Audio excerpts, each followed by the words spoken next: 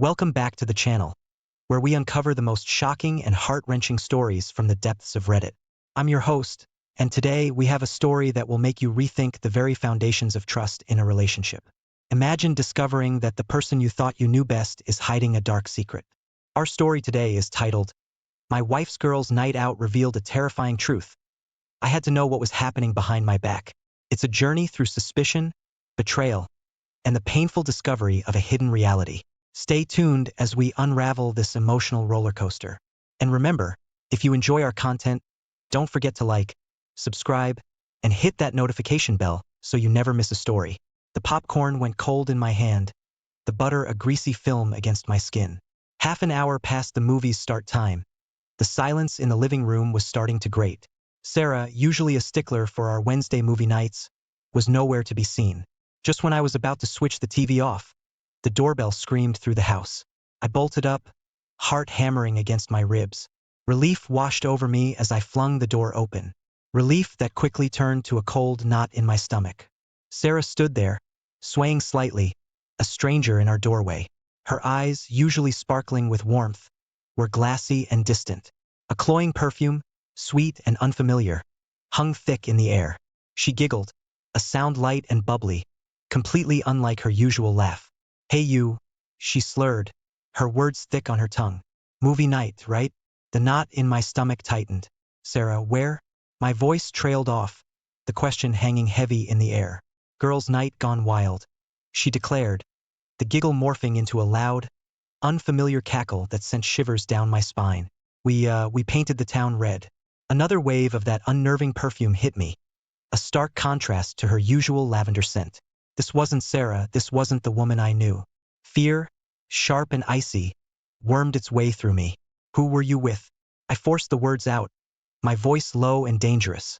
Her smile faltered for a second, replaced by a fleeting flicker of something. Fear? Confusion. It was gone as fast as it came. "Doesn't matter," she slurred, pushing past me and into the living room. The movie played on, the soundtrack a muffled backdrop to the turmoil within me. Sarah sank onto the couch, her laughter bubbling up again, a constant undercurrent to the tense silence that had settled between us. Who was she with? Where had she been? What had happened? The questions swirled in my head, unanswered and terrifying. I stole a glance at her, but her face was a mask, her glassy eyes staring blankly at the screen. This wasn't just a girl's night gone wild. Something was terribly wrong. My stomach lurched as I fumbled with Sarah's blouse, helping her dress for work. A flash of crimson caught my eye, a lipstick stain, bright red and brazen, nestled against the white collar.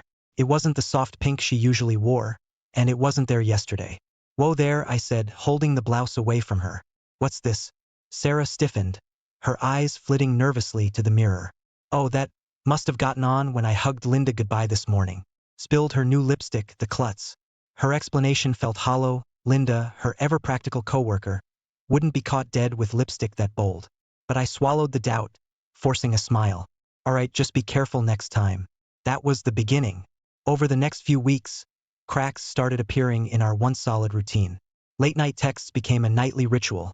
The phone screen quickly turned down whenever I walked by. Work meetings stretched into late dinners, her explanations vague and hurried. Then came the receipt, crumpled and half hidden in the bottom of her purse. It screamed accusations. A fancy restaurant on the other side of town, a place we haven't been to in years. Not since our anniversary before the kids came along. My blood ran cold. "What's this?" I asked, the accusation hanging heavy in the air. "Oh, that," she mumbled, snatching the receipt and shoving it into her pocket. "Just a client meeting that turned into drinks. Work stuff, honey, you wouldn't understand." Her voice held a new edge, defensive and sharp. But the lie was clear in her eyes, a flicker of something I couldn't place. The flimsy explanation did nothing to quell the growing suspicion gnawing at me. Things had changed.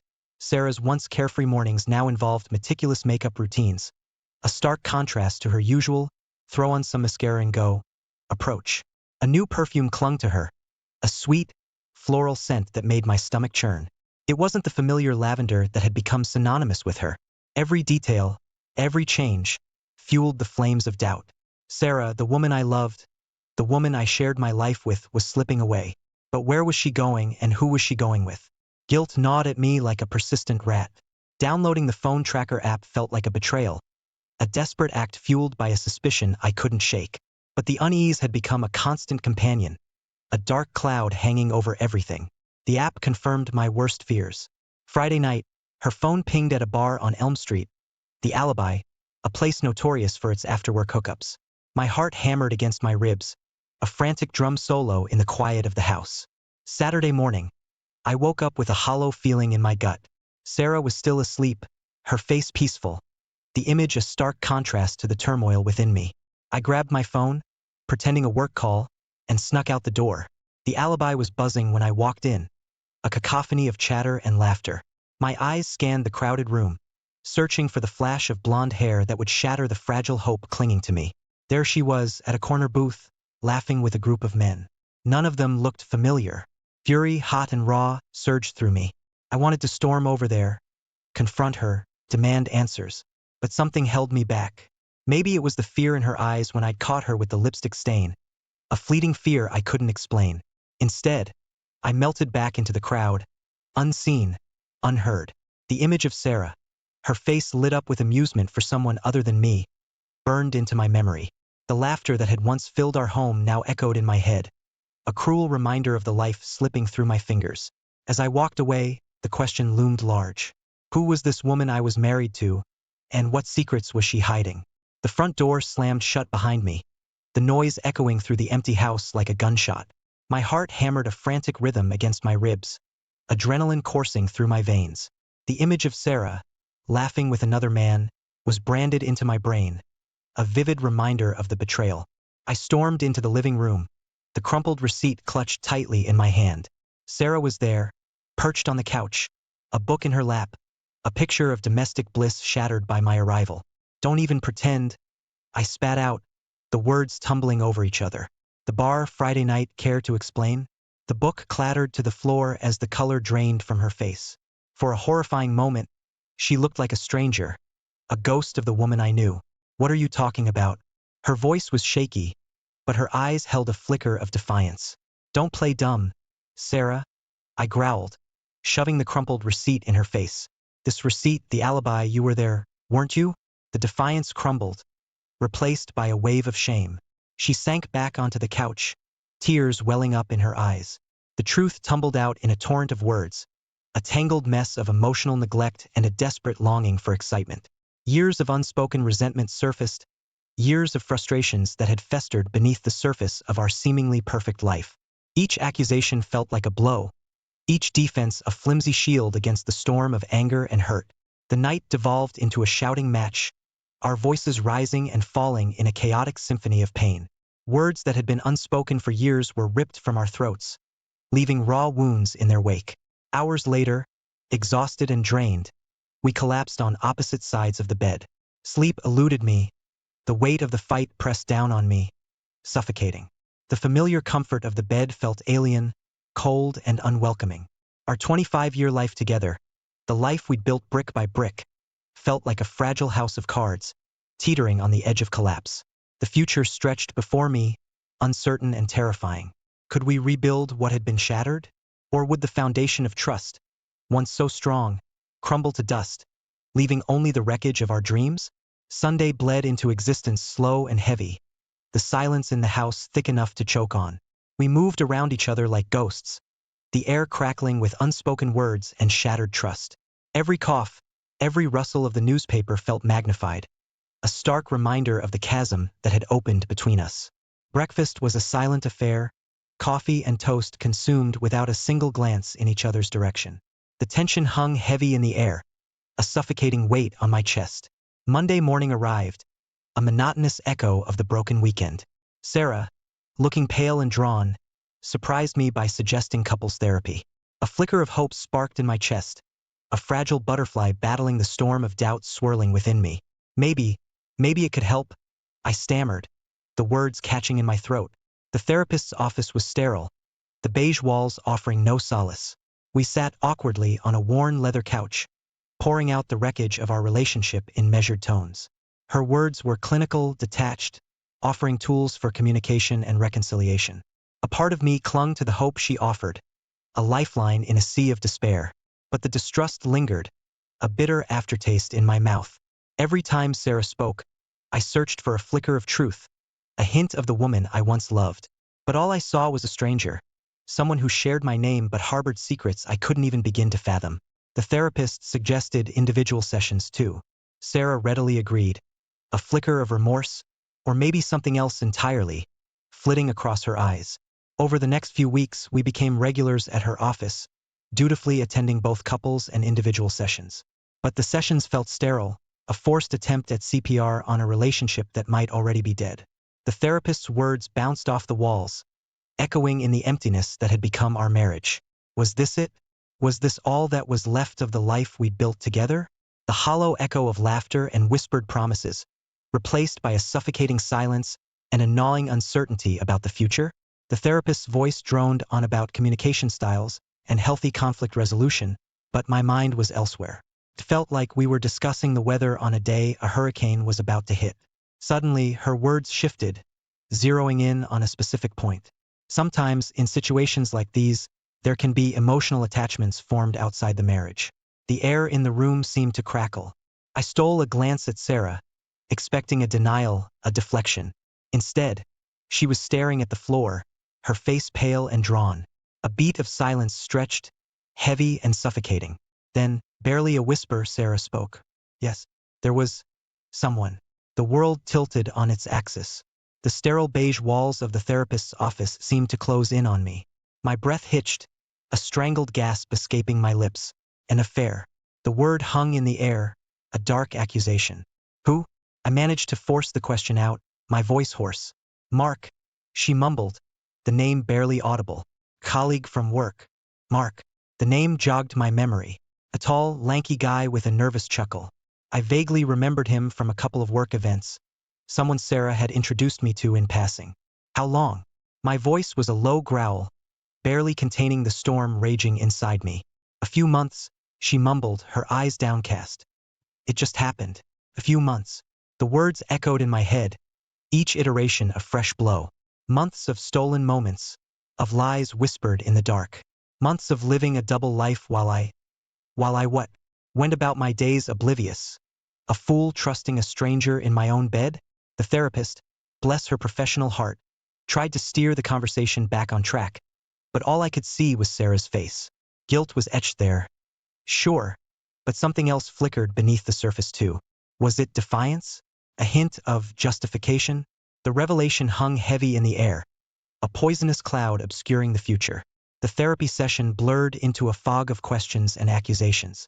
The carefully constructed facade of our marriage had crumbled, leaving behind a gaping hole filled with uncertainty and a bitter cocktail of anger and hurt. One thing was clear. The road to reconciliation, if there even was one, would be long and arduous. The trust that had taken years to build was shattered in a heartbeat. Could we ever rebuild it? Or was this the final chapter, the closing line in the story of our lives together? The car ride home from therapy was a silent war zone. The air hung heavy, thick with the unspoken words churning in my gut. Sarah sat beside me, a statue carved from ice, her gaze fixed on the passing scenery. Every mile felt like an eternity, each tick of the clock an accusation hammering against my skull.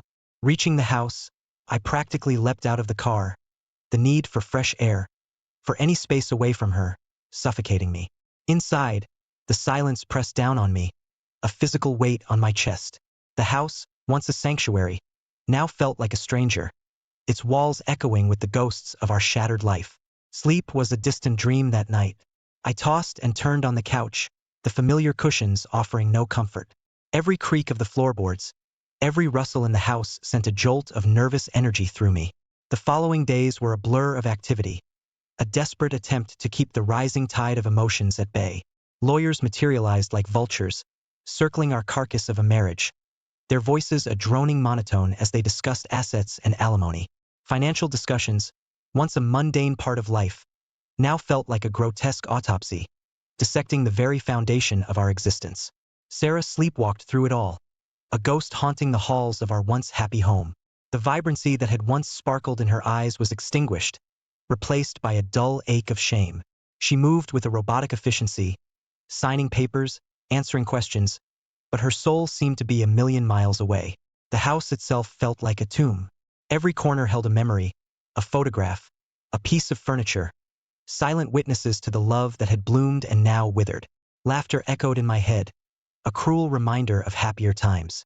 Now, only the suffocating silence remained, a constant companion in this waking nightmare.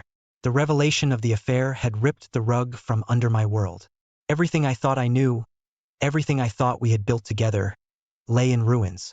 Distrust gnawed at me like a persistent rat, leaving behind a trail of doubt and despair. Could we salvage anything from the wreckage? Or was this the final act, the curtain falling on the play of our lives? The future stretched before me, a desolate landscape shrouded in uncertainty. The realtor bustled around the living room, her voice chirping about great curb appeal and spacious entertaining areas. I followed her like a zombie, pointing out minor repairs and upgrades we'd made over the years. Each word felt like a nail being hammered into the coffin of our marriage. A couple, young and eager, lingered by the fireplace. The woman's eyes snagged on a framed photo of us on our wedding day, smiles wide and naive. A laugh escaped her lips, light and carefree. The irony of it nearly choked me. The house sold faster than I expected. Standing on the curb on closing day, the moving truck filled with our belongings, felt surreal. The new owners, a young family with excited children, buzzed with anticipation as they unlocked the door. We were an afterthought, ghosts fading away from the life we'd built here. 2 separate apartments became our new realities. The silence was deafening. No more shared routines, no clinking of coffee mugs in the morning, no late-night whispers about our day. Just the hollow echo of loneliness bouncing off the bare walls. I threw myself into work, seeking refuge in the familiar grind. Bills piled up, emails demanded attention, deadlines loomed. But the work offered little solace. Sarah's face flashed in my mind during every pause, a constant reminder of the gaping hole in my life. Social media became a minefield. Mutual friends posting pictures of happy families and weekend getaways felt like a personal attack. Their joy seemed to mock my misery. With a few clicks, I unfollowed most of them, retreating further into my self-imposed isolation. The world outside seemed to move on in a blur, oblivious to the earthquake that had shattered my life. Days bled into weeks, weeks into months. The anger, the hurt, the suffocating sense of betrayal, it all lingered, a festering wound that refused to heal. One night, staring at the blank ceiling of my sterile apartment, a question echoed in the emptiness. Could I ever forgive her? Could we ever rebuild the trust we'd so carelessly destroyed? Or was this truly the end, the final chapter in a love story gone tragically wrong? The answer, as elusive as ever, hung suspended in the darkness. A rap on the door shattered the silence of my apartment, jolting me out of the gloom that had become my constant companion. Warily, I peered through the peephole. It was Mrs. Henderson, the kind-faced elderly lady who lived across the hall from us in the old house. Surprise washed over me. We hadn't spoken since the moving truck had hauled away the last of our belongings. Hesitantly, I opened the door. Mrs. Henderson stood there, a casserole dish and a bottle of wine cradled in her arms. Her eyes, usually twinkling with amusement, were filled with a gentle concern that sent a prickle of warmth down my spine. "Just wanted to check in, dear," she said, her voice soft. "Saw the lights on and thought you could use a home-cooked meal." Before I could stammer out a response, she bustled past me, filling the sterile apartment with the warm aroma of spices and herbs. The unexpected gesture, so simple yet so profound, felt like a lifeline thrown to a drowning man. For hours we sat at the kitchen table, the casserole forgotten as memories, both happy and sad, tumbled out. Tears flowed freely, mixed with bursts of laughter as we reminisced about late-night barbecues and the time our cat got stuck in the Christmas tree. It wasn't a solution, not a magic fix for the gaping hole in my life. But Mrs. Henderson's visit was a beacon in the darkness, a reminder that I wasn't completely alone in my grief. Slowly, tentatively at first, other friends reached out. Phone calls, hesitant texts, eventually even invitations for coffee or a beer. Their support, though initially awkward, was a comforting anchor in the storm that had become my life. Months bled into one another. The raw pain dulled to a constant ache, a dull throb that never quite went away. But amidst the heartache, tiny glimmers of hope began to flicker. I started running again, pounding the pavement until my legs burned, the endorphins a welcome escape from the relentless thoughts. One day, at the grocery store, I bumped into a former colleague, Mark. After the initial surprise, we fell into conversation, catching up on the years since we'd last spoken.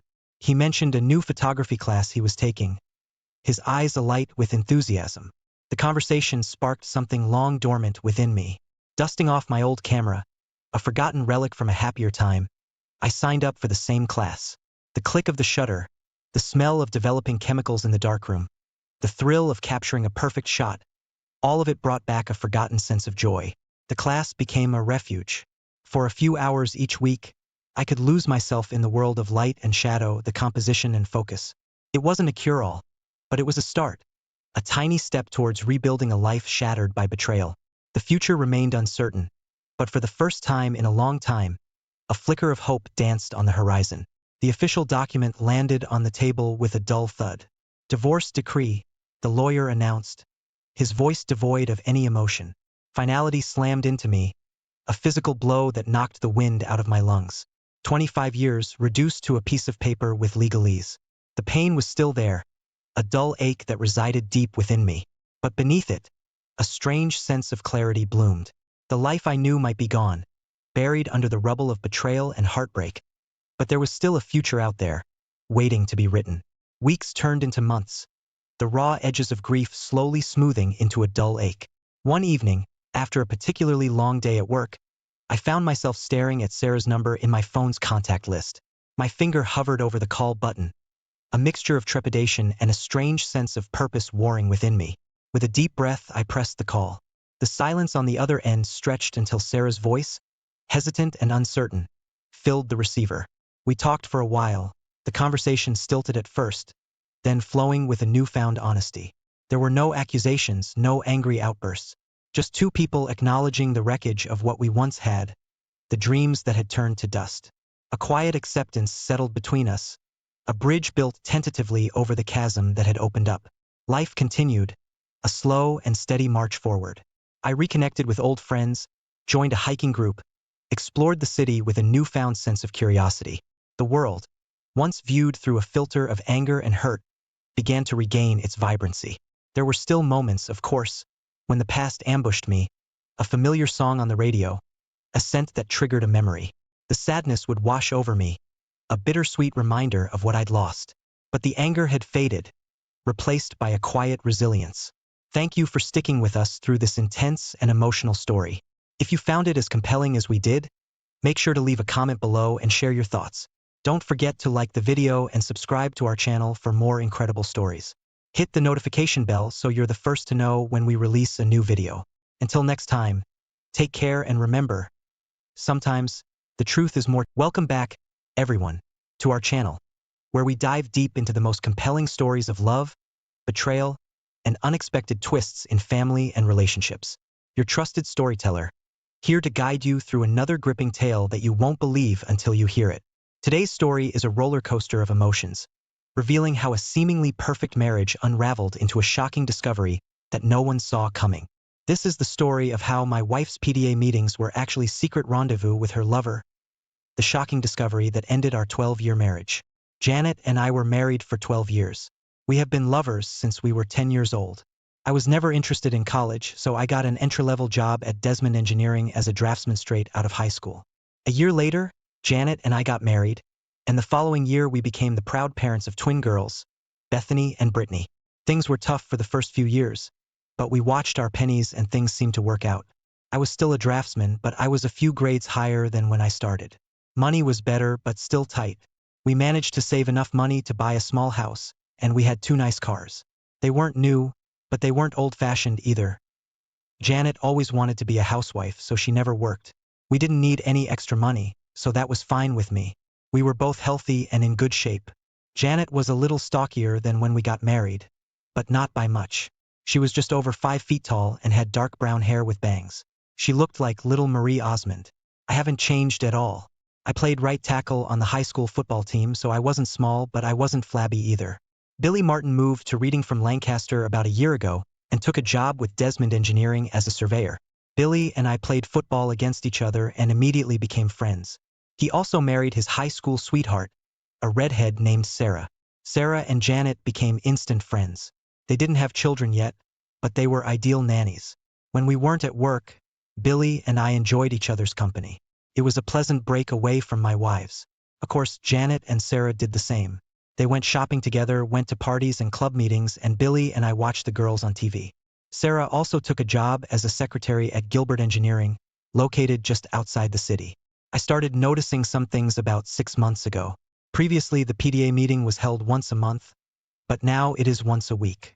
Sarah didn't have children, but she always went to see Janet. The frequency of Tupperware and Magic Chef parties seemed to increase every month, but they never bought anything. They joined a book club, but never seemed to find time to read. On weekends they spent hours shopping, but bought very little. Janet's collection of fashionable lingerie seemed to be growing, but I never got to enjoy any of it. It started eating me. I never mentioned anything to Billy because he didn't seem to care. I didn't want to cause problems if something happened. About an hour after I put the girls to bed, Janet came home from some kind of basket party. She took a shower before Sarah picked her up, and took another as soon as she got home. This seemed strange to me. While she was in the shower, I quickly checked the basket and found a set of black lace lingerie. Who would wear black lace lingerie to a basket party? I'm not in the habit of checking my wife's panties, but I did this tonight and found that the panties were wet and sticky. I put them in my pocket. Until tonight, I had never once rummaged through my wife's purse or wallet. The only thing I was really interested in was her cell phone. Apparently, she was pretty sure I wouldn't spy because she hadn't deleted a single call in the last week.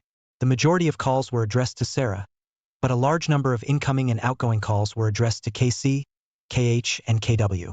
Of course, I had no idea who they were, but I quickly realized that the C stood for cell, the H stood for home, and the W probably stood for work. I checked her address book, and Sarah also had 3 numbers listed: Sarah S, Sarah H, and Sarah W. I was amazed at how well organized my wife's phone was. I looked at Sarah's work number and noticed that it had an extension. I looked at KW's number, and it was the same number as Sarah but with a different extension. It wasn't hard to guess that Janet was calling and receiving calls from someone who worked with Sarah. It was also easy to guess that Sarah must have been the one who introduced Janet and the mysterious company, K. Gilbert. Engineering was now closed, so I took Janet's phone and called KW's number. Hello.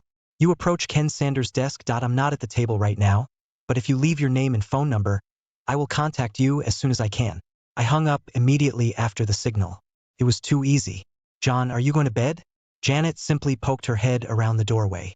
I'm almost finished with this book. I'll get up as soon as I finish it if I don't fall asleep on the sofa.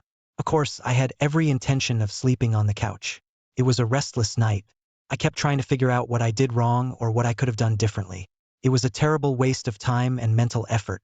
Every time I redirected my thoughts to what I should do, they kept coming back to what I should do. I kept looking at the clock, and it didn't move. All I knew for sure was that I was not going to take any blame for what happened or what was going to happen. I woke up to the sounds of my 2 little angels cooking breakfast. Janet encouraged them to take care of themselves rather than wait. It was a good idea, and it seemed to work. I was stretching and scratching myself when my wife entered the room. You better hurry up, John, or you'll be late for work. No problem. I'm not going to work today. Why? You never miss work. Too many personal problems? I yawned and trudged towards the bathroom. I needed a shower. Janet looked a little puzzled. When I returned, the girls had already left for school. I took a cup of coffee and sat down at the table opposite my wife. She looked at me reluctantly, as if expecting something, but not knowing what. Janet, tell me about your novel. I didn't want to beat around the bush, but I almost knew she wasn't going to just open up and bare her soul. Be serious, John. Is that why you're moping? Do you really think I'm cheating on you? Yes. Now tell me about your novel. We've been married 12 years, John. Why would you even think such a thing? Janet, I have work to do today, and I'm not going to sit here and play games with you. I'll ask you again. Tell me about your novel. My loving wife let out an exasperated sigh and leaned towards me. John, it's all in your head. There is no romance here. Well, I'd like to thank you for your honesty, but I can't right now, can I? She leaned back in her chair and sipped her coffee, as if she had taken control of the situation. Can you answer me a few simple questions? Yes, John, of course. What would you like to know? Why do you go to PDA meetings every week, even though the PDA secretary says they only have monthly meetings, and you haven't been to one in 6 months? I do not understand what you're saying. She was a little less sassy. You and Sarah go to non-existent PDA meetings every Tuesday. Why would you lie about something like that? Janet pondered the question for a while and then found the answer. I'm truly sorry, John. It's ladies' night at Rosie's Cantina on Tuesday, and Sarah and I are going for 2-for-1 margaritas. We didn't want you and Billy to think we were messing around, so you didn't tell us. It was a mistake, and I'm very sorry. From now on, we will inform you. Nice try, Janet. Of course you know that I will check this. I'm sure Sarah will support you. But what about the people from Rosie? John, you're getting more out of this. When you go to little Tupperware parties and things like that, why do you take a shower before you leave and another when you get home? She was in no hurry again. A lot of women smoke at these parties. When I come home, I want to get rid of the smell of my hair. It's not a big deal, John. Why do you wear fancy underwear to go to these parties? You never wear sexy things for me unless it's a special night. Every evening you spend with these housewives, you wear your best. Why? I don't have a good answer to this question. I just want to feel dressed up sometimes when I go out. Her lies began to irritate me. It's time to put an end to this. I was angry, and it was difficult to control. These are the panties you wore last night. I threw them on the table. When you came home, the squat was wet and covered in something sticky. I know what the hell sperm is, and I know it's not mine. Don't try to tell me you have a yeast infection, or I swear I will hit you. Janet was squirming in her chair at this moment. She tried not to look at me. There didn't seem to be a quick answer. Damn it, Janet. Why did you come home with cum-stained panties last night? I want an answer. Stop it, John. Just stop it. I can't stand it anymore. We've been married for 12 years. How can you treat me like this? The continuous stream of lies and constant denial finally got to me. With all the strength I could muster, I threw my half-filled coffee cup across the room, smashing the front of the microwave. This time, there was no doubt that I had Janet's attention. I had never seen that expression on her face before, because she had never seen me angry before. Leaning across the table, I looked directly at her and spoke louder than before. Who the hell is Ken Sanders? She got out of the chair and back towards the sink, trying to get away from me. Last time. Who the hell is Ken Sanders? A friend. Just a friend. She was scared to death when those words came out of her mouth. Did you have sex with him? Yes. Yes, I had sex with him. Did you have sex with him last night? Yes. Yes, I did it. Stop it, John. Please stop this. I'm really sorry. I'm really sorry. Just stop, please. She stood at the sink and bawled like crazy. I took a cup out of the cupboard and poured myself some fresh coffee. As I started to sit down, Janet's cell phone rang. Her eyes darted from me to the phone and back to me. This is from Ken. I think we better answer. I pressed the speakerphone button and answered the call. Good morning, sugar. I just came to work and saw that last night you tried to call me on my work number. Did you forget something at home? Janet, or should I say sugar, seemed distressed. There was a moment of silence. Janet, are you here? Is there something wrong? She looked at me with a petrified expression. I nodded back to her. Ken. She hesitated. Ken, my husband, is here. He knows about us. He has his phone on speaker. He didn't hang up, but he didn't answer either. I felt obligated to let him off the hook. Ken, good buddy. I have some things I need to do this morning, but I promised to come see you this afternoon. Maybe you should put 911 on your speed dial. I ended the call and put the phone back in my pocket. Janet just stood at the sink in her robe, shaking. I have to go. I have one more question. What is the name of the guy Sarah is dating? John, no, please don't make me. The second cup flew across the room and crashed into the tiled wall behind the sink. She jumped back and couldn't speak fast enough. Kelvin Bostic. I'll be back this afternoon. Remove all your belongings before this time. My mom will stay with the girls until we make other arrangements. Anything you can't fit in your car, I'll get it for you. Let my mother know where you will be. Do not call me. She didn't move or say anything else as I walked out the door. Of course, I had no idea what to do next. I decided to go into the office and see Billy. I thought of him as a friend and felt that he should know what was going on. It was pretty easy to figure out that Sarah met Kelvin at work and became friends with him. Ken was probably Kelvin's friend who needed a date. I may have simplified this a bit, but I thought it was close enough. Billy was not in the office. He was on the spot setting some bets or something like that. I called him on his cell phone. Billy, I don't want to bother you, but I have bad news. Is someone injured? Not yet, but they will. What the hell are you talking about, John? Janet and Sarah got themselves a couple of boyfriends. On all those nights when they had to go to meetings and Tupperware parties, they actually got together. You are sure? I don't believe you, John. Sounds like some kind of nonsense to me. Ask Sarah about a guy named Calvin Bostic. He works with her in Gilbert. I think she introduced Janet to another guy from there. Damn, are you sure? Damn it, John. I know Calvin Bostic. We were in the same graduating class. What about a guy named Ken Sanders? Yes, him too. Tall, skinny guy. Billy, I believe Janet is going to warn Sarah as soon as she can. Janet gave me a whole lot of crap this morning before I pinned her down. I'm sure you'll get the same from Sarah. Billy hung up and I went to HR to ask for a short leave. I didn't feel like working right now. It only took 10 minutes to transfer all the work I was doing to another draftsman. Around the same time, Janet's cell phone rang. Caller ID showed it was Sarah. Janet, what the hell is going on? Billy just called me. He arrives at the office. I think someone said something to him. I didn't answer her. Janet, are you here? Now is not the best time to play. Hi, Sarah. This is John. I had to borrow Janet's cell phone this morning. Mine was dead. Janet, what are you talking about, Sarah? What exactly did someone say to Billy? Couldn't help it. At that moment, I felt angry and disgusted. I'm so sorry, John. I thought I was calling Janet. I'll try to take her home. I don't think you should bother her right now. She is very busy packing all her things. She doesn't have time to chat. What do you mean pack her things? She's going back to live with her parents for a while. The pause on the other end of the line was funny. I smiled as I imagined all the scenarios running through Sarah's head. I think it would be more important for you to tell Calvin that Billy is on his way. He could probably use a head start.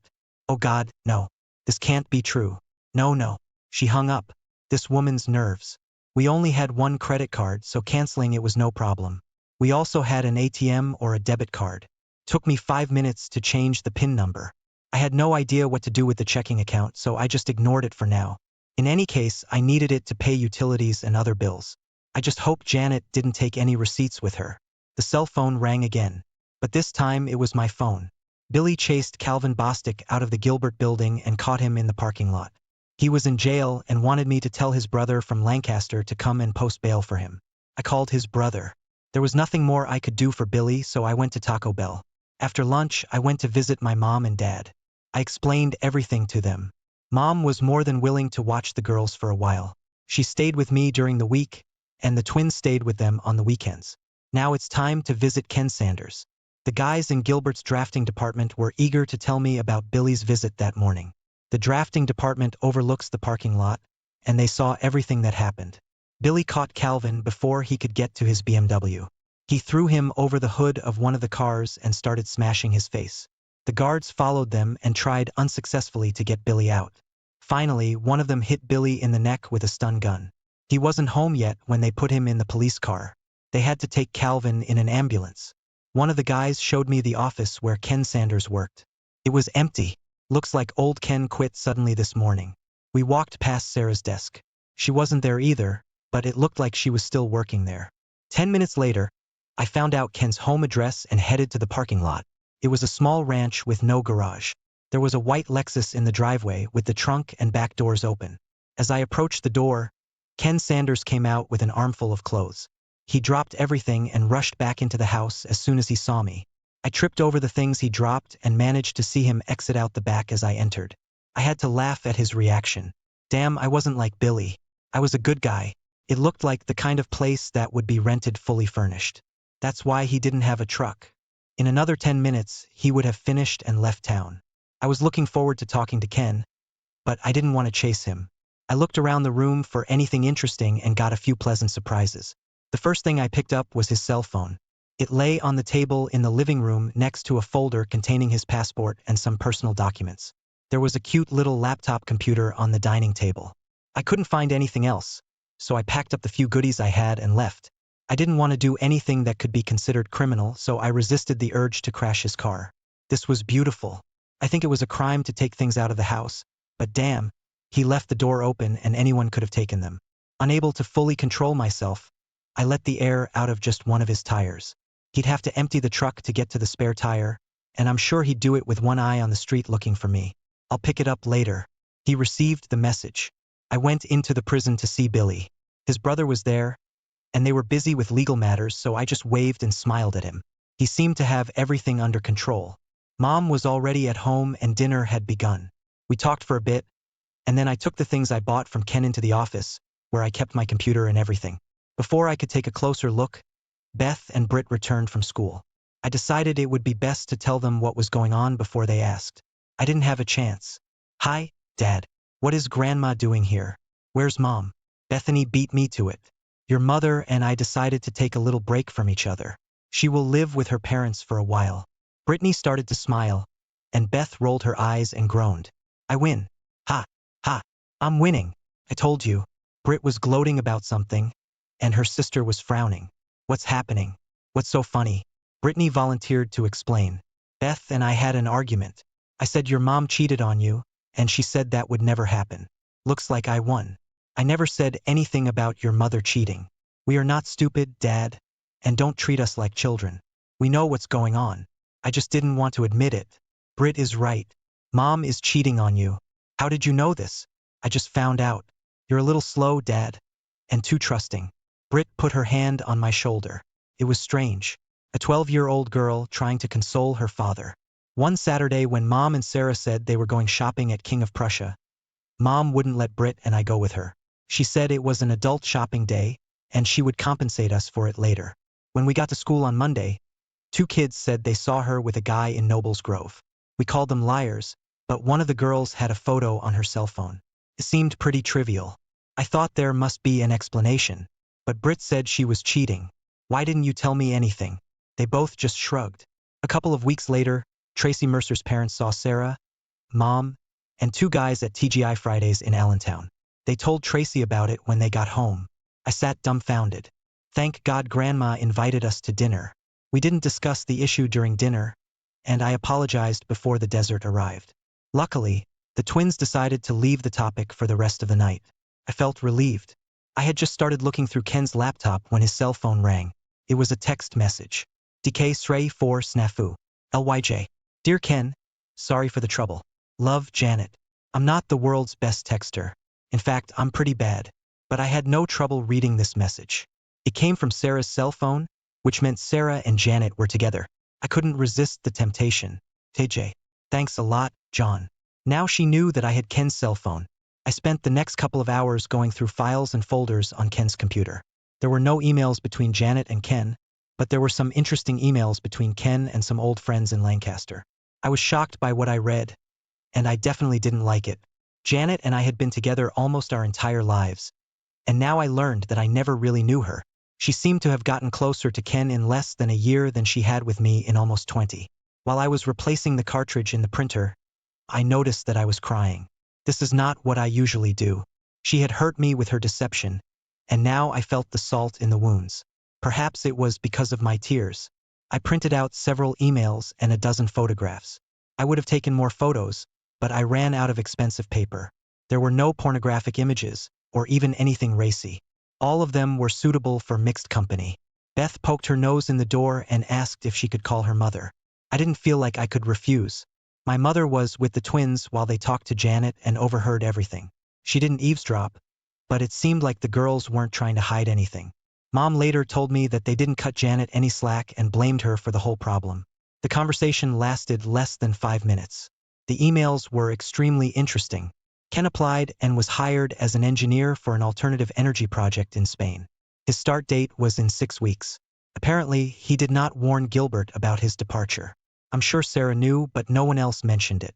He had all the documents ready for the trip except for my passport. I'm sure he could find a replacement, but he better hurry if he wants to set a start date. I guess he could always go to the police and report that I stole it, but I didn't think he would do that. He hasn't booked his plane tickets yet. One of the letters to a close friend explained a lot. Janet planned to get a divorce after joining Ken in Spain. She realized that I would never allow her to take the girls out of the country, so she was going to declare me an unfit father. The letter didn't go into detail about how she was going to achieve this, but it did indicate that it would be severe enough to revoke my visitation rights for the twins or custody. It was completely despicable. Ken wrote this letter, so it was all rumors. I would have liked to have gotten something original from Janet, but I had to make do with what I had. I printed out several copies of this letter. Mom fell asleep watching Leno, so I sent her to our bedroom. The girls have already gone to bed. I fell asleep on the couch, and there were 4 empty beer bottles on the coffee table. I woke up to the smell of fresh coffee and bacon. Mom always prepared a good breakfast. The girls were finishing their cereal when I approached the table. I had to endure some good-natured digging before I could start cooking the eggs. The conversation was casual until it was time for the bus. Girls, I'm afraid your mother will try to separate us. She plans to declare me an unfit parent so she can keep you all to herself. I have no problem with shared custody if it keeps you two happy, but I won't give up my right to see you and be with you. I don't want you to have to pick sides, but I want you to know what's going on. Be careful, and I don't listen to any lies. Dad, we are smarter than you think. Don't worry about anything. We love Mom, but we won't let her screw you up or anything. Brittany smiled, and Beth gave me a thumbs up as they walked out the door. Mom filled my cup and sat down with hers. Relax, John. Everyone is on your side. After showering and shaving, I put on some clothes that were a little nicer than what I usually wear. When I left the house, I felt a little strange because I had 3 mobile phones with me. I made a mental note to buy the cell phone charger Ken had given me. I probably won't need it, but I'd rather be prepared for it. I checked into the family services office and waited for the caseworker to call me. I was confused when I finally got the call because I knew the woman who came to my aid. John Terrell. I haven't seen you for over 10 years. What did you do? Jody Mitchell was easy to remember. In high school, she was one of the goth girls. The goths had their own small group and stuck together. They were ostracized by most of the other kids, especially the athletes, including me. She looked normal now, but I'll only ever remember her for her pink hair, black lipstick, and dark eye makeup. The funny thing is that the goths could never determine whether they were into drugs, sexual deviance, or witchcraft. As for Jody, it was probably none of those things, but you always believe the most outrageous things. The sign on her desk read J. Mitchell. So I assumed that she had never been married. 12 years ago, I could understand it, but today she looked, John, what can I do for you? My train was interrupted by her question. I discovered that I stuttered a little. You look great, Jody. She laughed at my awkwardness. You mean compared to how I looked before? Now I felt embarrassed. Probably, but I didn't mean to imply anything. Relax, John. I was halfway through college when I realized that I was smart enough to see the world as I was, without a false facade. I've been what you would call normal for almost a decade now. I'm much more comfortable saying normal than before. Damn it, but that sounds patronizing. I have a hard time keeping my foot away from my mouth. You must excuse me. Forget it. Why are you here? Before we begin, I need to ask you a question. Do you have a file or report on me? Anything at all? Her fingers danced across the keys like a pianist. There's nothing here, John. You married Janet Wilcox, is that right? Yes, and there's nothing under her name either. It sounds like you two are feeding your children rather than beating them. You have children, right? Yes, we have 12-year-old twin girls, Bethany and Brittany. Fine. Now can we move on to the problem that brought you here? Jody, this is a little far-fetched, and I know it may seem hard to believe, but my wife is planning to leave me and wants to take the girls with her. It's not hard to believe, John. We see this all the time. Shouldn't she have a reason to do something like that? Usually, when a mother comes to us, she has documents or something else to support the accusation. You just checked and there's nothing there now, right? That's right, John. But how do I know that you're not setting me up because you did something and she hasn't had a chance to report it yet?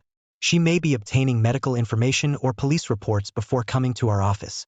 Just because we don't show anything on our computer doesn't mean you didn't do anything. You say I can't win. No, I'm not saying that. Why do you think she's going to do something like that? I had no intention of showing anyone the email Ken sent, but now I felt I had no choice. I had to ask myself why I made copies if I wasn't going to give them to anyone. I handed one across Jody's desk. Where did you take it? I took it from a computer that I got illegally. I know it can't be used for any legal reason, but it's kind of proof of what's going on. The word conspiracy comes to mind, but I don't know the legal definition of that. I wanted to talk to you or anyone in this office because I didn't know what to do. I don't know how to protect myself and my daughters from something like this, and I can't afford a lawyer. Jody Mitchell relaxed in her chair. I looked at her and didn't blink. She rocked back and forth several times and leaned toward me. Can you come back tomorrow morning? Yes. Fine. See you then. Can I keep this copy of the letter? I nodded yes and turned to walk out the door. It was nice to see you, John. I smiled and she smiled back. I forgot the goth girl and saw a new Jody. I didn't know any lawyers and didn't know anyone who knew lawyers, so I had to pick one from the phone book. I knew that she was planning to divorce me, but under the circumstances, things could change. I didn't want to take any risks. I wasn't sure what our financial picture would look like in the next few days or weeks, so I asked the lawyer to give me a price up front for the entire package and paid it in cash. I advised him to do it the fastest and easiest way he knows. If she wanted a house, she could have it. Because the property depreciated, it was worth less than the mortgage. I also insisted on joint custody of the twins, at a minimum. I would take full custody if he could do it. I would pay child support but not alimony. Billy called me on the way to lunch. He needed housing and I, of course, offered to shelter him. We met at Taco Bell for a gourmet lunch. When I approached, a stupid smile appeared on his face. I know you can't be that happy. What's happened? A friend of mine who works at Community General Hospital told me a little information about Calvin. Sarah went there to visit him. While she was there, Calvin's wife came in with their 2 children. Sarah had no idea what she was playing. Things got so messy that hospital security had to escort Sarah out. I walked past Gilbert to talk to her, and she was no longer there. She was gone. I think she should be home now, but I'm not sure. Why didn't his wife live here with him? I don't know. Why didn't he go home to his wife and kids on the weekends? I don't know that either. Honestly, I don't care. Billy took a week off from work to sort out his affairs. I didn't know where he would sleep since my mother also lived at home, but we decided that we would figure something out. He was going to go to his house to try and pick up some clothes and his personal belongings in case Sarah wasn't there. He decided he didn't want to talk to her anymore. I was on my way to see my insurance agent, but I didn't make it because my cell phone rang again. John, this is Cameron Wilcox. Can you come over for a while so we can try to figure things out? Janet is in complete despair and her mother is not helping. Who will be there? The 3 of us and Janet's sister, Carla. I'm not sure what you're hoping to achieve, but I'll be there in about 20 minutes. It was a dark group. I took a folder of goodies with me and gave up coffee. Who wants to start? John, Janet seems to think you're overreacting. She claims that you were furious and made her say things that weren't true to calm you down. She claims she didn't do anything wrong and you have no right to kick her out. I had the distinct impression that my dear wife was telling a very embellished version of what happened to her parents. I can understand why she didn't want to admit to them that she had cheated on her. But she resented the fact that she shifted the blame onto me. What do you want me to do, Cameron? Prove she's a liar or admit I made a mistake? I'd just like to see a few facts so we can better understand the situation. What did she tell you about her friend? She claims she didn't have a boyfriend. She just had a few drinks with friends Sarah worked with and that you misinterpreted it. Cameron, she's had over 80 phone conversations with this random friend in the last month. How many times has she called you and her mother in the last month? They both looked at Janet. She looked at her feet, not at them. Is this like a random friend she meets for drinks every now and then? No one was talking when I pulled out Ken's cell phone. Carla, can you read text messages? This letter was sent to a random friend of hers right after I kicked her out. Why don't you read it to everyone? Dear Ken, sorry for the trouble. Love, Janet. Carla returned my phone. Does this sound like a casual friend? Janet covered her face with her hands. Cameron shook his head slowly. A couple of weeks ago, Janet and her friend Sarah told everyone they were going shopping at the King of Prussia Mall. The twins begged to go with them, but their mother said no. Here are some photos taken during this trip. I handed Cameron 6 photographs. He looked at them and handed them to Martha and Carla. This is not like the King of Prussia. It's like Nebelgrove. Damn it, Janet. What's going on? Until this moment, Martha had been silent. Janet, in every photo you are holding onto that person's hand for dear life. It's not something you do with friends. It looks like the guy in these photos, Ken, is much more than just a friend, I guess. Are you trying to pull me here? The tears flowed slowly and quietly. This was not what she had hoped for. She didn't expect these photos. Here are a few more of the same. I think 2 of them are from Olive Garden and 1 looks like Red Lobster. I have a few more. Luckily, my loving wife is wearing all of them. I think we've seen enough, John. I'm sorry we had to call you here for this. Cameron seemed upset at how he had been tricked. When I stood up, Janet was leaving the room, sobbing like a child. We never got to discuss the stains on her underwear. I think at that time there was no need for this. Cameron walked me to the door. John, I'm sorry we can't undo what's been done, but I guarantee you it won't be ignored. He shook my hand as I left. When I got home, Mom and Billy had already set up a fold-out bed in the living room. It wasn't really a hallway, just a small extra room where I kept my computer. Billy had a pile of extra clothes in the corner that he had taken from home. Sarah wasn't home when he came in. The most interesting thing that was waiting for me when I returned home was the mail. In fact, he was waiting not for me, but for Janet. A beautiful official envelope from the passport department. I knew I shouldn't open it, but I couldn't help myself. It was, of course, a passport, but more precisely a family passport. The photo was of Janet and two girls.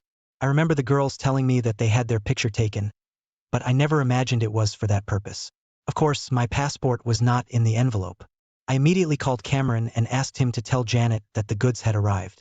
If she needed a passport, all she had to do was send Ken home to pick it up. I would only give it to Ken. I was usually at work when the letter arrived.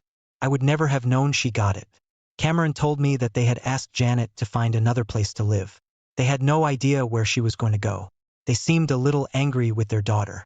He promised to tell her about the passport. The conversation over dinner was interesting and mostly comprised of girls. Today, a woman from family service came to our school. Bethany said with a shy smile, "Would you like to talk a little more about this? Did she talk to you together or separately?" "We are both at the same time. Her name was Jody. She said you went to high school together." "We went to the same high school at the same time, but we weren't together." Britt frowned at me for being smart. "Pay attention, Dad. What did she want to talk to you about?" "You. All she talked about was you. Beth and I agreed that she liked you." "Did you understand this from a short conversation?" "She talked to us for over an hour. We missed the gym and the geography part. They were both talking at the same time and I was having a hard time keeping up with them." Dinner was interrupted by Carla's phone call. She wanted to talk. I met Sister Janet at McDonald's. We took a corner table with two very hot coffees. "John," Janet asked me to try to explain what was going on. She couldn't do it herself. "This may sound stupid, but if I have questions, how will you answer them?" "I don't think I can. All I can do is talk and you listen." I'm sure I'll mess something up anyway because most of it sounded like gibberish when she told it to me. "You are setting me up so that you can tell me that you have no answers. Only excuses and justifications. I always knew you were smart, John. Let's get this over with. I have other things to do." First of all, she blames Sarah for everything. Sarah started cheating on Billy and it sounded exciting and romantic. Janet said she had never had an exciting or romantic experience. All she ever had was you. Loving and reliable. When Ken Sanders started in Gilbert, Sarah convinced Janet to join them for a drink and a bite to eat. While they were together, Sarah and Calvin often disappeared for a little lovemaking and left Janet and Ken alone. Eventually, they started messing around too and soon, it was a full-blown affair. Once it started, she couldn't or wouldn't stop it. Ken impressed her with his stories of what he was doing and what he was going to do. She wanted to go with and share it all. When he asked her to go to Spain, she jumped at it. The big problem was not leaving you but leaving the girls. She knew you would never let her take them abroad. So she was going to figure out a way to make you look bad. Father. Now she knows it was a mistake. After talking with the girls, she realized that they are closer to you than to her. She decided that she would not try to have twins if you agreed to a divorce without any condition. That's all? Almost so? Yes?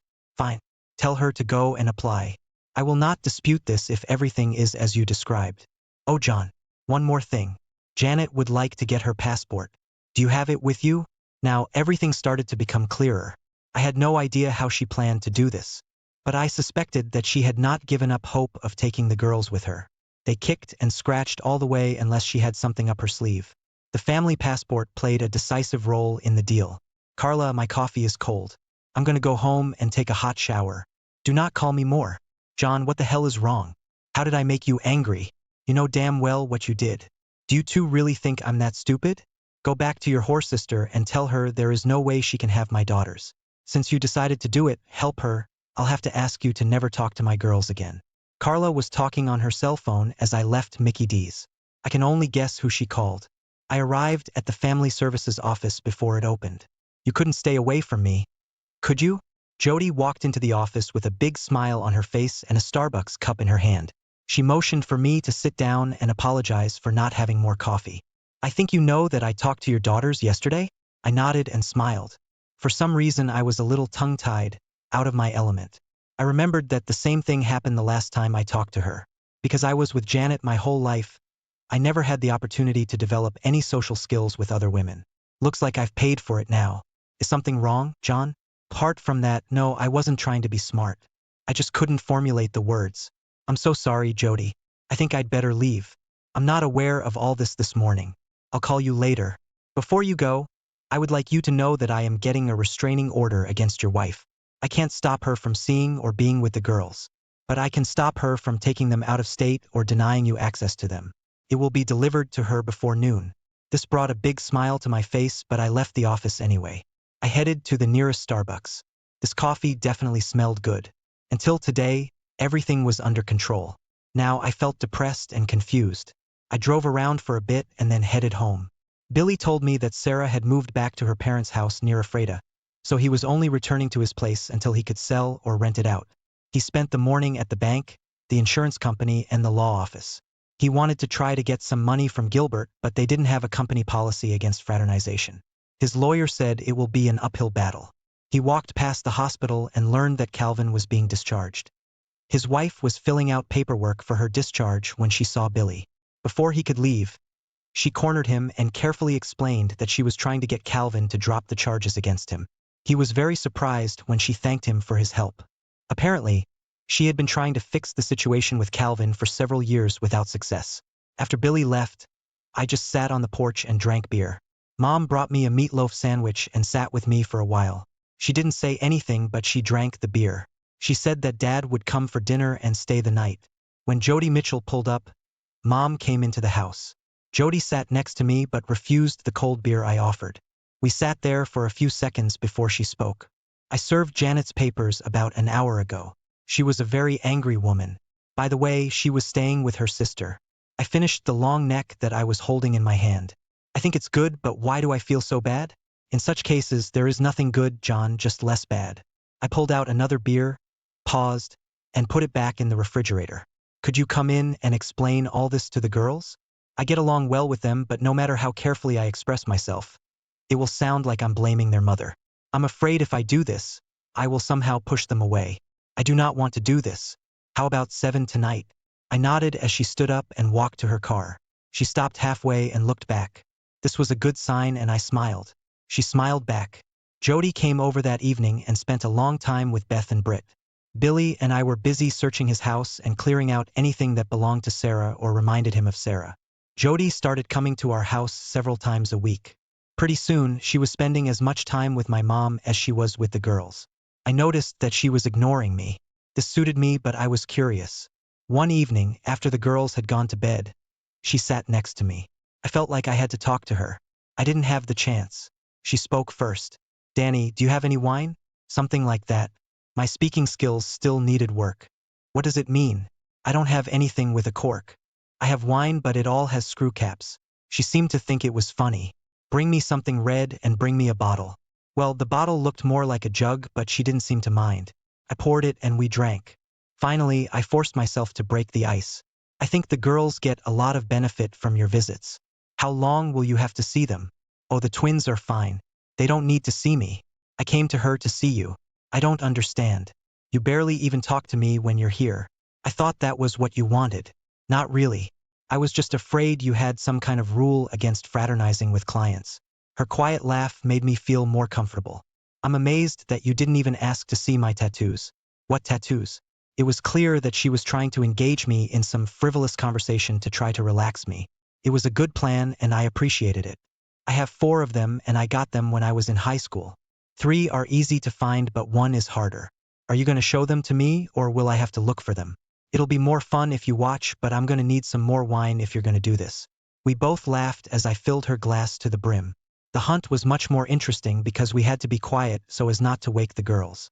The 4th one was indeed in a very secluded place, and I admired her for a long time before she pushed me away.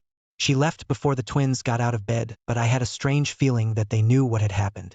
I told my lawyer from the phone book to finish the divorce papers and deliver them. Janet will have to accept what I suggest or do it herself. She was still living with Carla when the papers were served. There was no answer and they didn't even call me. Several more weeks passed. Things weren't going well for my father. Mom spent more time there than with me. Fortunately, school was just ending and the girls moved in with her for the summer. By the end of the summer, Dad was transferred to a nursing home. Billy and I helped Mom prepare the family home for sale and Mom moved back in with me. Jody visited the girls at their mother's all summer and spent 3 or 4 evenings a week with me. They went shopping and out to dinner together and I was glad for the attention Brittany and Bethany were giving. At least I didn't envy them anymore. I was pretty sure they knew what was going on between Jody and me. Janet called the girls about once a week, but the conversations were always short and according to her mother seemed tense. Most of the time, the twins didn't even tell me she called. Billy's divorce from Sarah was finalized. I had no idea what my status was. He also decided he wanted to start his own surveying business and asked me to come with him. I didn't have enough money to contribute until my mom came to the rescue. When she and her father ran out of money, Medicare picked up his expenses. Instead of watching it all disappear, she thought I should use it for business. I believe she also thought of it as an investment in her future. 3 months later, Billy and I had our own small surveying business. Fortunately, my drawing skills developed into drawing stories. About a week into the new semester, the twins were visited by their mother. They thought they would go to the guidance office to see Jody, and they were both disappointed to see Janet. They tried their best to be polite and respectful to her, but they still couldn't. She told them she loved them both and was sorry things turned out the way they did. She was going to Spain to see the windmills and would send them some postcards. She promised to call them every year on their birthday and send them amazing Christmas gifts. They said she cried when she left. Janet never called me to tell me she was leaving, but the next week her parents showed up at the house. They apologized again for what Janet did, but made no attempt to defend her or justify her actions. Brittany and Bethany were their only grandchildren and they wanted to be able to see them. I had no problem with their request. They said Carla was too ashamed to come to me. She was torn between her sister and her parents. 2 months later, my divorce was final. Jody and I went to Red Lobster to celebrate. It was a rare evening without girls. They didn't seem to mind. In fact, I think they were in some ways happy. We spent the night at a local Holiday Inn.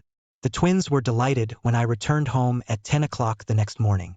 They didn't say anything, but they smiled from ear to ear all day. A year later, things were going great, but unfortunately Dad passed away. Mom expressed interest in moving to Florida with her sister, but did not want to leave the girls. The twins felt that their grandmother had to leave. They carefully explained to me that Jody could take her place even though she couldn't cook as well as my mother. They also insisted that they were old enough to live in separate rooms. It was an obvious and good plan. The girls received birthday cards from their mother, but there was no phone call. She also sent many cards. All the postcards showed Spanish windmills. I wasn't sure what that meant. She sent them 2 fashionable embroidered dresses for Christmas, but didn't expect young girls entering their teens to experience a growth spurt. None of them seemed disappointed that the dresses were too small. Gilbert Engineering became our largest client. Billy was pleased to learn that Calvin was now teaching electronics at Lebanon County Vocational School, which was a big downgrade from his previous position. He was no longer married. Sarah remarried and moved to California. Ken Sanders didn't last 6 months at his new job. He was now working in the States, but no one seemed to know where. Billy contacted his high school's alumni association to see if he could figure it out. My best friend always thought I got away with Ken too easily. The strange thing was that the girls still received postcards with pictures of windmills. There was never any information on the cards, just general sentiments. Cameron told me that Janet called them several times. She worked at a travel agency in Barcelona. She never mentioned Ken or gave them any information about what happened between them. Jody and I went to Maryland to get married quietly. A year later, she was waiting. Brittany and Bethany were just as excited as we were. They were looking forward to having a little goth girl as a sister. I think it was some kind of private joke between the girls and their new mother. They never let me in on it. I never understood the significance of Spanish windmills. If you found this story as riveting as we did, don't forget to hit the like button and share it with your friends. Subscribe to our channel and turn on the notification bell so you never miss out on another jaw-dropping tale. We love hearing from you, so drop a comment below and let us know your thoughts on today's story. Until next time, keep your heart open and your eyes wide, because you never know what story. Welcome back to the channel, everyone. I'm thrilled to have you here for another captivating tale that will tug at your heartstrings and keep you on the edge of your seat. Today's story is one of love, betrayal, and the quest for self-discovery. It's titled My Wife Moved to the Guest Room, and I discovered her secret affair with our insurance guy. Now she wants a divorce. She all but stopped messaging me during the day. And when she did, it was short things about dinner or other trivial items. She started going grocery shopping alone. Needed her time. This is something we used to do together. She has always gone running after work and on weekends, but now with it getting too dark and cold, her running on the weekends have turned into 3 to 4 hour events. She moved out onto the couch saying I moved around too much and she couldn't sleep.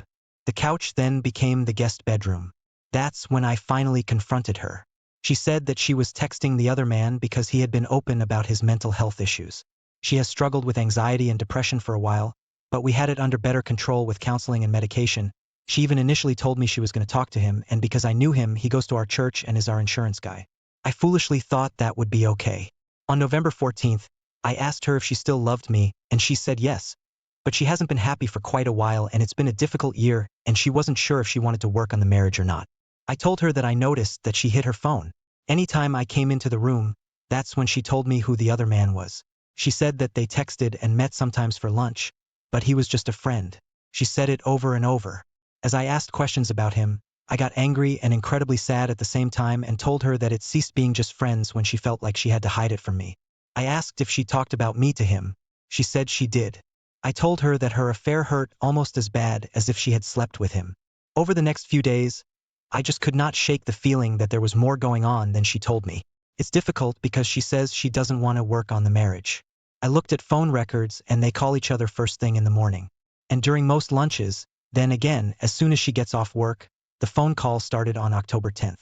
So at least a month, she doesn't text him because they use Signal and I don't have access to her phone. Plus it deletes the messages as soon as you send them. Anyway, I talked to her again on Sunday and she said that they only talk and hug. I don't believe her. Maybe it's because of the lies and the broken trust, but I just feel like more is going on than she is telling me. She's currently in the process of finding a new place to live. She was going to wait until January, but I told her last night that I wouldn't be her plan B and that if she was waiting to move out to spare my feelings, to not worry about that. She put a deposit on a place today during her lunch hour. In Virginia, we must be separated for 6 months before we can divorce. As soon as she moves into her new place, that will start the separation time. I've left messages with a couple of divorce attorneys this week, but because of the holiday, they are slow getting back to me. I think I want to split amicably if possible, but I also want to know how far she has taken it. I feel this need to know if it was just an emotional affair or if it was a physical affair. Does it really matter though? Do I push it where she doesn't want to work on our marriage or just let her go and move on with my life? We've been married for 18 years and luckily have no children. I just feel so lost right now, lightheaded and in a fog. I appreciate any advice. Second story is called Caught My Wife Cheating, found out 2 months ago. I've been lurking on this site for a month now and finally decided to post. Short story is that my wife and I have been married since 1994, and I found out about 2 months ago that she has been engaged in a physical affair with a friend of ours for about 6 months. We are both in our mid to late 40s, both in decent shape, and we have a son who has grown and on his own. I will start off by saying that I have not been happy in my marriage for a good 15 years or so. Around 2005, she had an affair with a coworker. I was devastated. I busted her. She did all the crying and hemming and hawing, promising never to cheat again. I kicked her out for a couple of months. And we went to a crappy marriage counselor who basically blamed me for all her bad choices, thinking I was at fault for it all. I sucked it up and we went on and basically buried the whole thing. She was relieved and seemed happy with me, but I kept my mouth shut and just lived with it because I thought that is what a man was supposed to do. Looking back, that year was the year my soul started dying. Now I am relieved, almost ecstatic. You all do not need to console me because I am not in pain. If anything, I am happy because now I can divorce my cheater and get out of this fake marriage without having to feel like the bad guy or that I am in the wrong. She has given me the reason I have needed for 15 years to finally escape without my friends and family, making me out to be the villain. I can say with confidence that I have been a good husband to her all these years. Am I without any faults? No, of course not, but I have never done anything over the past 15 years to warrant this treatment. She knows full well that if she were caught again, then that would be it. Which leads me to believe this is an exit affair on her part. And she wants me to bust her. That is the feeling I get. Maybe I am wrong, but I have a hard time thinking she is that stupid to cheat again after what we went through before and expect me to forgive her again. So, over the past 2 months, I have gathered all the evidence I need to divorce her. I have not confronted her yet or had her served. I do want to eventually expose her to our friends and families in order to protect my own reputation. But I have some questions. 1. Should I wait until after the divorce is final to expose her to our families and the other guy's wife? If I expose now, word might get back to her employer and I don't want her getting fired. I made the stupid mistake of marrying and living in a state where alimony is mandatory. So, if she gets fired, then I'm on the hook. She makes more than me. If she doesn't lose her job, I could ask for alimony, but I won't. 2. How do I tell my son? He was just 6 when she cheated the first time. And even though he couldn't understand at the time, he saw what it did to us. And I think he was affected by our separation. He will be pissed at her, but I don't know any reason why I should lie to him. 3. Should I ask her to move out or try to keep things amicable until the divorce goes through and just live together? I want to keep the house, and in my divorce petition, I state that I will buy out her share of the equity for, I want to start dating again soon. Is there anyone here who went through a divorce where you live with your spouse, but dated other people, or is it best to wait? Third story, caught my wife cheating. She is bipolar. Hi guys. I really could use some advice. My wife is bipolar and has suffered lots of abuse growing up, including abuse by a family member and abuse by her abuser ex-boyfriend who is in jail. I am a private investigator and task force agent. And I missed all the signs. Long story short, we met online as she was unconsciously seeking for a white knight experienced in helping abuse survivors and ended up falling for me within a month. And so did I. Due to COVID, our meeting in person got delayed for months. And after we married, I discovered she was an escort, sugar baby for 3 years. She started on it as to get back at her abusive boyfriend. And also because she was conditioned to be objectified since she was little. She basically stopped doing it around 4 months before we met in person. And we married 3 months after meeting many times. I was hurting because she disappeared. And now I know why she has cried, apologized, and says she feels lots of hate, shame, and disgust towards herself. I believe her.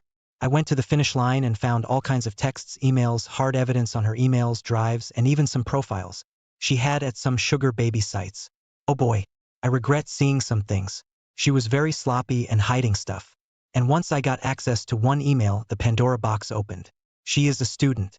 And before I supported her financially, she had no income and no prospect of getting a proper job. The lies and the denial, the way she gets defensive is really tough on me. I offered her financial help before we met and she didn't accept it. So, as you can see, she is not after my money. Not that I have much. How do I avoid lashing out? Our relationship and arguments can get dicey in seconds as she is bipolar. And I'm what's known as quiet borderline personality disorder, in which I suffer all the pain and lash at myself. Not at her, not a great combo, but the love we have for each other is gigantic. It's been only 1 month since I found out and I already forgave her. But, at the same time, I have not forgiven myself over not seeing the red flags. Now, I feel I have to be extra vigilant with her. And she has agreed to disclose all her communications with me as I have. And we basically don't leave any room for anyone to be meddling in our relationship. I want to trust her again, especially since it happened before the relationship was real. But, for me, it felt real since day one. She says she only did it once or twice a month to finance her studies. But, I don't know, most days I believe in her good nature and other days I worry a cheater is always a cheater. I also feel that because it happened before our first kiss, I am being a bit oversensitive, but I was faithful for that whole year and I suffered intensely. Anytime I remember those days she disappeared, the pain comes back almost undiluted. It seems I'm on the final stages of grief. I've had a hard life and I get over stuff quick. But I still feel traumatized, and with a little PTSD, what's the best way to disengage? When our arguments start, they go from 0 to 1,000 in 2 seconds. And then the blame game starts. When we are good is the best, but when we are arguing is hell, too intense, too much fire, and both of us get super hurt very quick if the other is not careful. If you enjoyed this story, please show your support by hitting the like button. Your engagement means the world to me and helps keep the stories coming. And don't forget to subscribe to the channel so you never miss out on future tales filled with unexpected twists and turns. Subscribing not only keeps you in the loop but also supports me in my quest to bring you more captivating stories. So, take a moment to like and subscribe. Thank you again for your support, and stay tuned for more incredible journeys. Until next time, keep believing in the power of stories to Welcome back to our channel, where we explore the most heart-wrenching and inspiring stories about relationships, family, and personal growth. Today, I have a tale that will take you on an emotional roller coaster. Imagine your wife leaving you for another man after 3 years of marriage, leaving you devastated and alone. Just when you think life can't get any worse, a new colleague enters your life and changes everything. Join me as we dive into this incredible story titled, My Wife Left Me for Her Lover, but I Found True Love with a New Colleague. My marriage with Melanie came to an end after just 3 years. I've fallen in love with someone else. Let's break up. Until then, I had been completely oblivious to her affair. Indeed, our conversations had dwindled recently. She often came home late, claiming overtime, and on weekends she found reasons to be away from home. I thought maybe that was just how marriage settles down after 3 years. I never imagined her heart had drifted so far from me. I put up with this countryside for 3 years. You should be grateful. You are all about your job, just job, you know? And never interested in me, she said with a displeased look. Whether I try to discuss, deny, or apologize, her decision to divorce didn't change. Eventually, I signed the divorce papers as she demanded. Within a few days, Melanie packed her belongings and left with her new lover to her parents' home out of state. After she left, I stayed alone in the same house. My life became a cycle of work and home. The days just passed. The town where I was assigned after we got married is a quaint countryside area. Not heavily populated, the relationships with the locals were close-knit. Melanie never seemed to enjoy the rural life, and she didn't make close friends after we moved here. Yet, our divorce spread quickly, and I became known as the man who was dumped by his wife. People, both from the neighborhood and my workplace, looked at me with pity. Some directly asked, "That must have been tough, are you okay?" Or inquisitively, "Is it true your wife ran off with another man?" Honestly, the divorce hit me hard. I felt a gaping hole in my chest and longed to talk to someone. But in this small town, everything spreads fast. I didn't want that, so I kept to myself. To avoid sinking into despair, I threw myself into work even more than before. It seems my workaholic nature partly caused the loneliness Melanie felt. I had mistakenly thought that being diligent at work would make her happy. Now, all I had was my job. I was engrossed in my work, tuning out even the concerns of those around me. Then, about 6 months later, a new colleague joined our company. Her name was Susan Jackson, transferred from our New York headquarters. According to my boss, she is 36, 3 years my senior. She is with top sales performance at the headquarters and touted as a future department head. She was assigned to our branch for a year to boost its performance. With her understated yet tasteful makeup, she dressed in elegant suits, exuded the aura of sophisticated city woman. From day one, she efficiently reviewed our work, identifying current issues and future objectives. She was all business with clear, concise instructions. She worked silently and diligently, efficiently completing her tasks one after another without any idle chatter. She was the epitome of a capable woman, which was incredibly cool. Yet, when asking for our help, she'd say, "Excuse me, do you have a moment?" with a humble, gentle smile. Despite her competence, she wasn't unapproachable, and everyone at the branch was charmed by the contrast. Everyone admired and wanted to talk to her. She always finished her work on time, leaving with a cheerful, "Good job, everyone," and swiftly headed home. The female coworkers wondered, "She always leaves so quickly. Maybe she has a boyfriend waiting at home. Is she married?" There was a buzz of curiosity about her, but nobody seemed to get close to her. Seeing her, I envied her ability to live life so smoothly. Since Susan came from the city, no one here knows her past. I'd like to live without people knowing my past, not worrying about others' opinions. I've started to think that, in this town, everything becomes known quickly. I had resigned myself to that fact because it's a small town, but seeing Susan's behavior, I've started to wonder if moving to a city like hers would clear up my worries. Also, I thought about joining the headquarters to improve my skills, inspired by someone as high caliber as her. So, I seriously started discussing a transfer to our New York headquarters with my boss. Then one day, a welcome party for Susan was planned. We all left work on time and headed to a nearby bar. That day, Susan didn't rush home at her usual time but joined us for dinner. As the party started, everyone eagerly bombarded her with questions. What kind of work did she do at the headquarters? When did she become the top salesperson? What's her secret? She answered each question meticulously. After a while, the questions shifted to her personal life. Was she married? Did she have a boyfriend? Just as she was about to answer these more personal questions, her phone rang. "Excuse me for a moment." She stepped outside to take the call. The questioning paused and the room fell silent. Then, a drunk coworker, Edward, started pestering me. "Is it true your wife cheated on you?" Suddenly, all eyes were on me. "It's over and done with."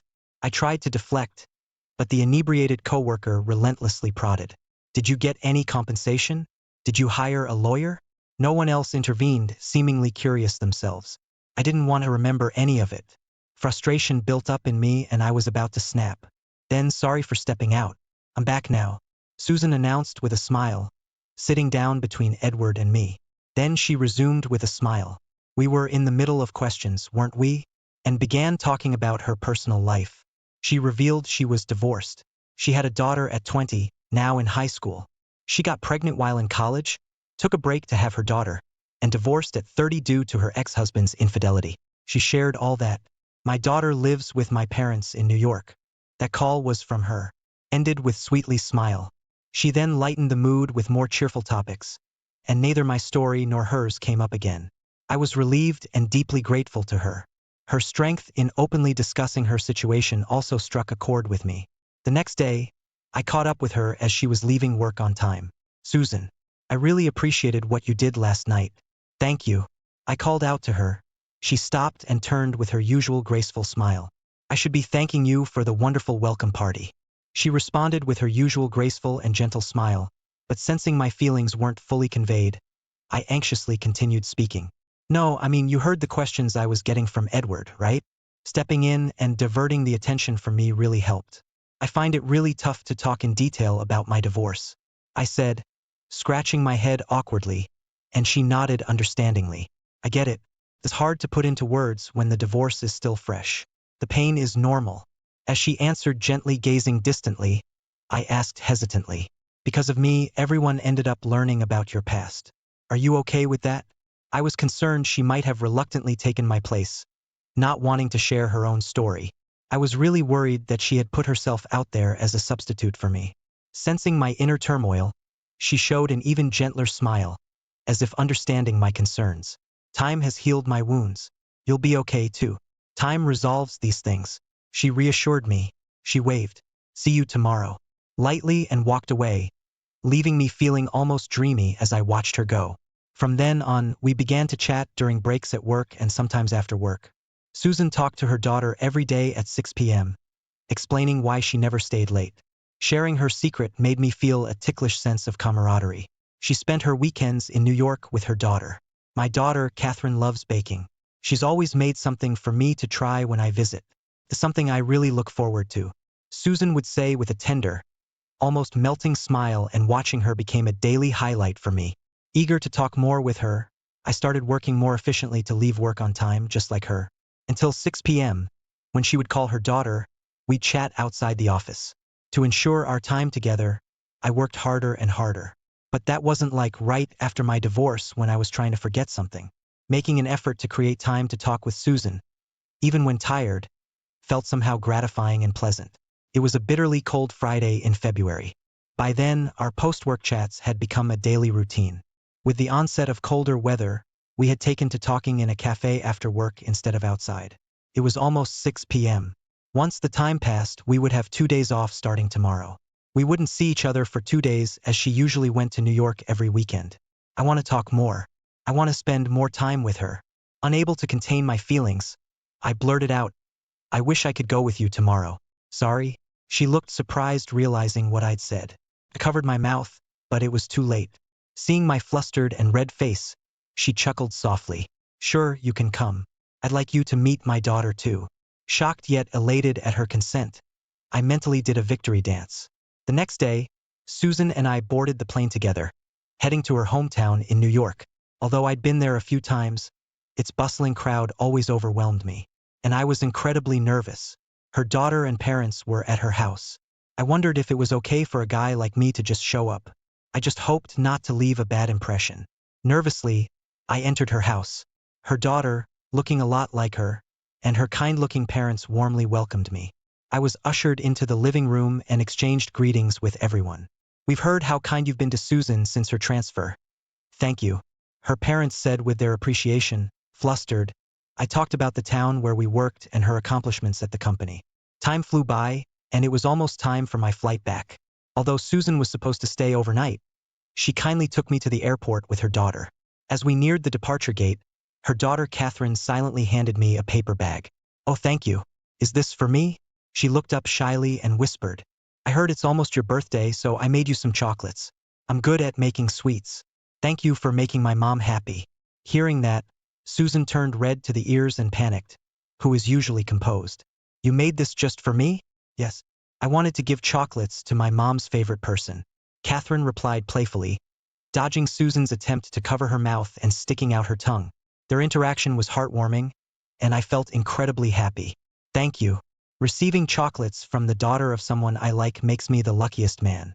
I replied sincerely, a bit shyly, and Catherine covered her face with her hands, squealing. Wow. Susan and I exchanged smiles, both blushing at her cute reaction. The following Monday of that weekend, I followed Susan after work as usual. Thanks for Saturday. The chocolates were delicious. Turning to my voice, Susan appeared a bit bashful, and she pulled a neatly wrapped small package from her bag. Do you know what day it is today? I nodded enthusiastically, taking the package carefully. Of course, I knew. It was my actual birthday, and I'd been restless all day. Thank you. I'm so happy. Can I join you at your parents' place again? She looked at me seriously. Be prepared, it's going to be tough. My parents and Catherine seem to like you. They said to bring you again. I bet they'll want you every week. Her smile betraying her embarrassment, and I felt enveloped in happiness again. Just today, my boss hinted that my request to transfer to New York might soon be granted. My recent hard work had been recognized. Susan's assignment here would end in a few months. If my transfer goes through, it would surely bring us closer. Even if it doesn't, I plan to visit her family every weekend by plane, and if needed, I'm willing to change jobs.